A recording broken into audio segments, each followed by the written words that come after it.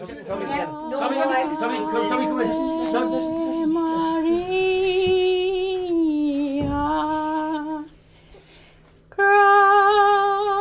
gratias plena, Dominus nostrum, et in nota tu, in mulieribus, et benedictus fructus ventris tui, Iesu, ventre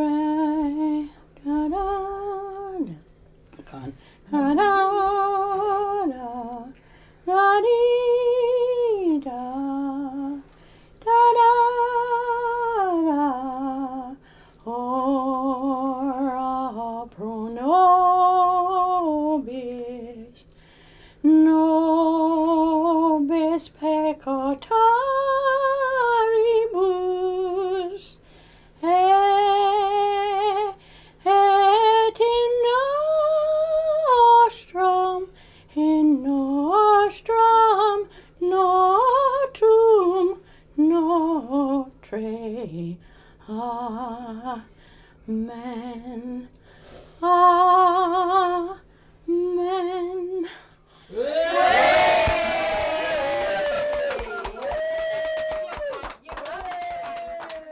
You're not here for a long time, you're here for a good time. And when you look at the other side of it, is my family, which I've only known really, is my family because that's, you know, I met my wife and this, that, and the other. We had to make family. Yeah. We weren't sort of, we were born into a family that we've missed and lost. In 1950, Ronnie, along with his brothers Eddie, aged 14, and Joey, aged 9, were sent to Australia as child migrants under the care of the Fairbridge Organisation. Ronnie was only aged 11 years old at the time. The very last images of my mother at that stage was away from the back of the double-decker bus. My younger brother Joey, he was crying, he wanted to go home with Mum, but as I say, the very last image was seen while she was waving, and it just went through my mind then, were we ever going to see her mother again? It wasn't until 33 years later we actually did see Mum. Memories of my mum, she was a conductress on the bus. I can remember she worked hard, she did 12-hour shifts. We were just let loose, we had no discipline in the house at all.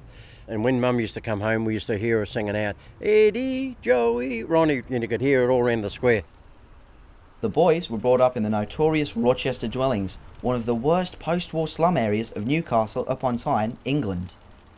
The dwellings were actually shaped in a square, and there was a gap in each part of the square, and we'd sort of go through any corner we had and go into it, then there'd be another square, then there'd be another one, then we would come out to at the shops. As kids, we really knocked around the dwellings as dwelling kids, but it was a real poor class living, so it was low council housing. If anything wasn't tied down, bolted down or screwed down, we would get it, we'd lift it. And they were doing prefab housing, which was, once again was cheap housing by the council, and we actually, and we were known for it too, as the Sabin kids, but it was a gang of us. We actually went into the prefabs and just destroyed it. We just kicked the whole blooming place because it was quite easy material to break, and as kids we just wrecked it. Yes, we just used to get up with mischief and that, and as I say, we'd pinch a pram, as long as there wasn't a baby in it. All we wanted was the wheels so we could make a go-kart, and that's how we used to get our stuff around. We had so much time, and without discipline, we just used it in a real destructive manner.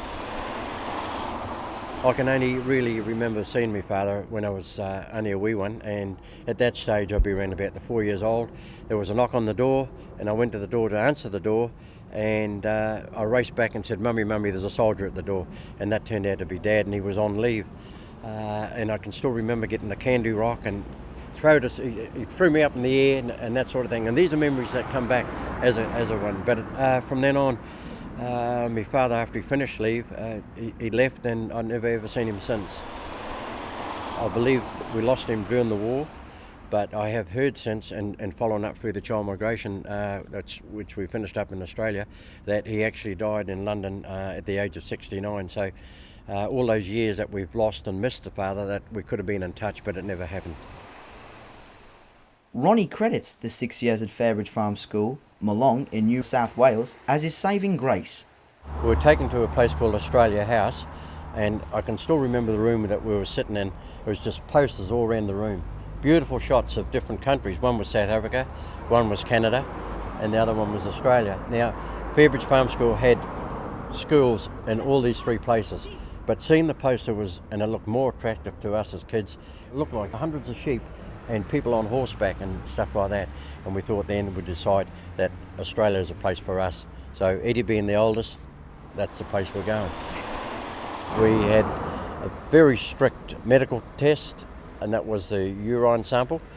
We went in there and into a cubicle, and we had to fill a bottle up, and then we were going to take a sample. My two brothers were having problems with that, but I sorted it out quite nicely because I had probably a good half to 3/4 full, so I dolloped a wee bit in each one of them. So we really did pass medical with flying colours. Certainly brings back memories. Ronnie's book, The Long Way Home, adds a positive perspective to the child migrant scheme debate. It's a fascinating story about his indomitable spirit,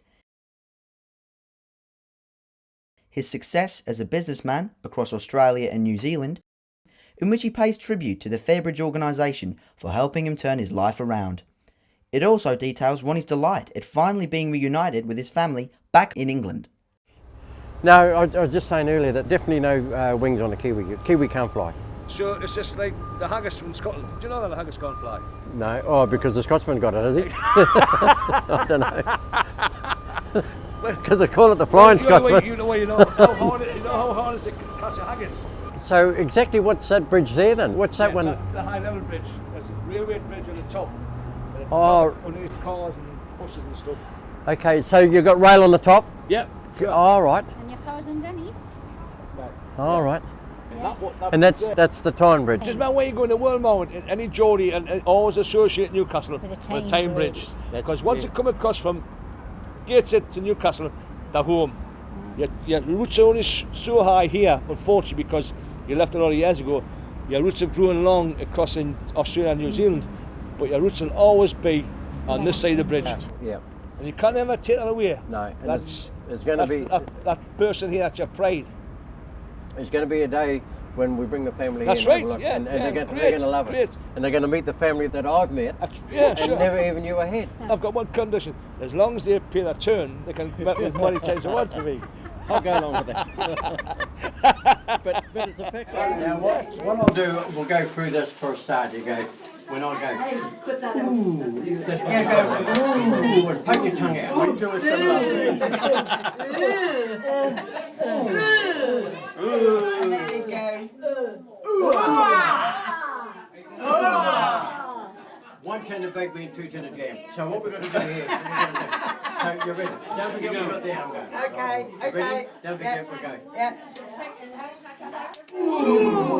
Poke your tongue. And?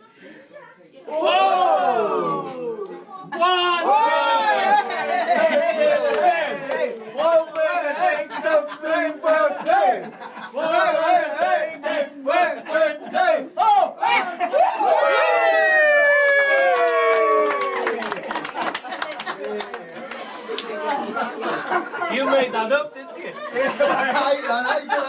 Tell you what, it's been terrific. I've really enjoyed the stay in England. As I say, we come into a family that was unknown, but here we are. We're ready to fly out tomorrow. It's been 2 weeks full on, but it's been 2 weeks I'll never forget. And not only that, we're going to be back. It's absolutely beautiful meeting an extended family, a family that we never knew. we had. We always knew we had cousins or whatever, but meeting them and being part of it has been absolutely an experience. And I'm pretty sure my wife and the 2 daughters will come back, and now it'll be our turn to introduce my side of the family. Going away with a what I would say was, come on, Mum, we've got to go through now. It's just a shame that we've missed this side of it. But having said that, isn't it good to gain it and good to meet them and get cracking again? So we created a family from one fella with a suitcase sent from Fairbridge Farm, go and do it. We'd done it. At last, also, I've met the family I've always wanted to see, always wanted to be part of, and at last I've got it. The rest is open.